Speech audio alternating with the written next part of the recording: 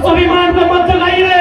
नहीं तो ये लोग जो साइकिल में पैदल मार के धनबाद मजदूरी करने के लिए जाते हैं ना, अगर एक दिन जीटी रोड में आके खड़ा हो गए और इन्होंने देखने लगे कि काला धन कौन से रास्ते से जा रहा है, पूरा सिस्टम बाप करेगा, याद रखिएगा, पूरा सिस्टम बाप करेगा। अगर एक दिन और बिल्कुल ये लाठी डंडा आपकी केस मुकदमों से झारखंडी नहीं डरता है। अगर डरा होता तो झारखंड राज्य नहीं बनता। उस समय धनबाद केस में कोई पुलिस के साथ नहीं गए थे, कोई थाना प्रभारी के साथ नहीं गए थे, वो बिना कानून के पास गए और बोले महतो जी हमारे को दरोगा कहीं गायब हो गया है, खोज दीजिए, दरोगा आज तक नहीं मिला है। हम आपके साथ खड़ा हो गए तो कोई सामने नहीं आएगा। आप अगर जनता जाएंगे तो शायद आपको डराएंगे, केस कर देंगे। एक तो जो लोग काला काम करता है उसको केस करेंगे नहीं। जनता अगर पुलिस की सपोर्ट करती है कि काला काम हो रहा है तो आपको डराएंगे, केस कर देंगे। जनता नहीं, आप तय कीजिए क्या होगा, हमको फोन करिएगा, हम कहाँ रहेंगे, फिर किसी का बाप का दम। आज एक करते 39 आदमी के जान चाहिए केवल हाथी से। आप कहीं बोलते हैं नहीं कि हम लोग बेहतर राज्य बनाएंगे।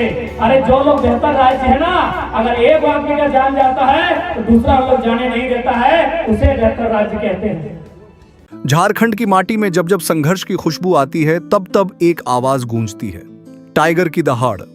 जोहार दोस्तों, आज हम बात कर रहे हैं राजगंज की उस ऐतिहासिक सभा की जिसने पूरे राज्य के सियासी गलियारों में हलचल मचा दी है। पुलिस प्रशासन को दी गई सीधी चेतावनी और हक अधिकार की वो बातें जिसने एक बार फिर साबित कर दिया कि टाइगर जयराम महतो सिर्फ एक नाम नहीं बल्कि एक आंदोलन बन चुके हैं। आखिर क्यों राजगंज में प्रशासन को चेतावनी देनी पड़ी? क्या था उस भाषण का सबसे तीखा हिस्सा? चलिए जानते हैं विस्तार से। राजगंज की यह धरती हमेशा से क्रांतिकारी रही है। हाल ही में यहां आयोजित जनसभा में हजारों की संख्या में लोग उमड़े। ये भीड़ सिर्फ जयराम महतो को देखने नहीं आई थी, बल्कि ये वो लोग थे जो व्यवस्था से त्रस्त हैं। भाषण की शुरुआत होते ही जयराम महतो ने सीधे तौर पर पुलिस और स्थानीय प्रशासन को निशाने पर लिया। उन्होंने उन घटनाओं का जिक्र किया जहां गरीबों की आवाज को दबाया जाता है और रसूखदारों को संरक्षण दिया जाता है। टाइगर ने साफ शब्दों में कहा कि खाकी वर्दी का काम जनता की रक्षा करना है, न कि किसी राजनीतिक आका के इशारे पर झारखंडी युवाओं को डराना। उन्होंने चेतावनी दी कि अगर कानून सबके लिए बराबर नहीं रहा तो जनता खुद अपना हिसाब करना जानती है। जयराम ने फिर दोहराया कि झारखंड की संपदा पर पहला हक यहाँ के आदिवासियों और मूलवासियों का है। बाहरी शक्तियों और कॉरपोरेट लूट के खिलाफ उन्होंने जो तेवर दिखाए उसने राजगंज के युवाओं में जोश भर दिया।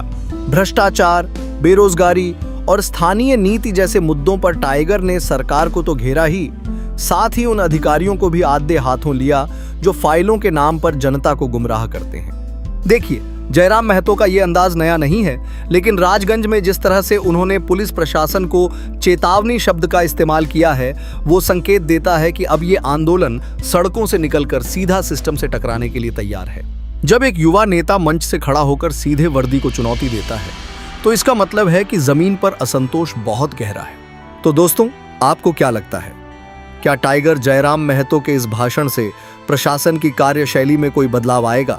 क्या राजगंज की इस दहाड़ का असर पूरे झारखंड पर पड़ेगा? अपनी राय नीचे कमेंट बॉक्स में जरूर दें। अगर आपको ये वीडियो पसंद आया तो इसे शेयर करें और जिंदा झारखंड को सब्सक्राइब करना न भूलें। जोहार, जय झारखंड। झारखंडियों के उस स्वाभिमान को मत जगाइए, झारखंडियों के उस स्वाभिमान को मत जगाइए। नहीं तो ये लोग जो साइकिल में पैदल मार के धनबाद मजदूरी करने के लिए जाते हैं ना, अगर एक दिन जीटी रोड में आके खड़ा हो गए और इन्होंने देखने लगे कि काला धन कौन से रास्ते से जा रहा है, पूरा सिस्टम बाप करेगा, याद रखिएगा, पूरा सिस्टम बाप करेगा। अगर एक दिन और बिल्कुल ये लाठी डंडा आपकी केस मुकदमों से झारखंडी नहीं डरता है। अगर डरा होता तो झारखंड राज्य नहीं बनता। इसीलिए मैं जिला प्रशासन को स्पष्ट चेताऊंगा कि जिस राज्य के लोग भुखमरी में जी रहे हैं, जिस राज्य के लोग पलायन कर रहे हैं, जिस राज्य के लोग बेबसी लाचारी में जी रहे हैं, उसी राज्य के एक जिला से केवल धनबाद से कोयले से करोड़ों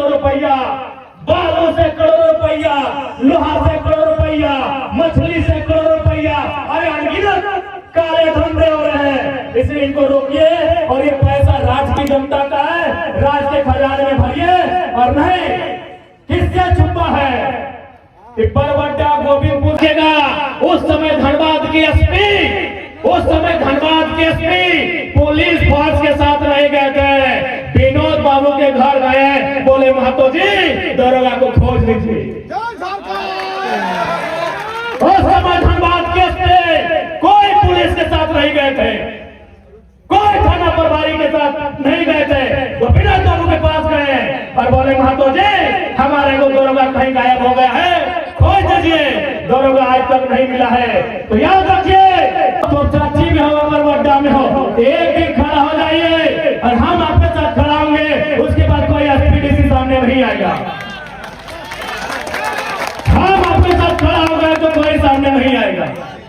आप अगर जनता जाएंगे तो शायद आपको डराएंगे, केस कर देंगे।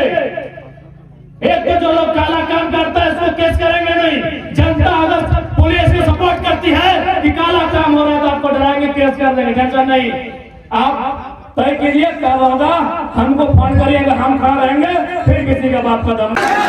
और बिल्कुल आपको बचाना होगा। आज तो आपको अपने राज्य की संपदा को बचाना होगा। आपके घर के बच्चे कहाँ रहते हैं बताइए। आपके घर के बच्चे जो बड़े हो गए टोनी नहीं, आप घर के बच्चे गुजरात में खटने में, महाराष्ट्र, हैदराबाद, तेलंगाना, चेन्नई, केरल और वहां की तरह काम कर रहा है। वहां 12,000 15,000 के नौकरी करे के काम कर रहा है।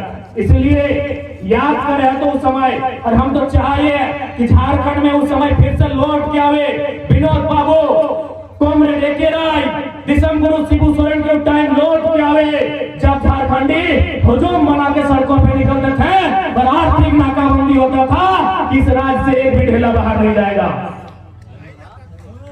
इस राज्य से एक भी ढेला बाहर नहीं जाएगा। आज उस हालत को फिर तैयार करना होगा, क्योंकि आज इस राज्य में केवल और केवल लूट मचा है। आपको सूचना मिला होगा, चूरचू में, हजारीबाग में एक प्रखंड में 8 आदमी को हाथी चिपक के मार दिए। 8 को एक के गांव के 8 आदमी के हाथी घर से निकाल के मार दिए। एक परिवार के 4 आदमी के। अब सवाल है कि सिस्टम कहां सुतल? डीएफओ रहे, डीसी रहे, एसपी रहे, बड़ा बाबू रहे, कहां सुतल है? तो धोनी रहे के साझा खोज लिया, सभी चाह रहा है कि आय से अधिक संपत्ति कैसे अर्जित करें।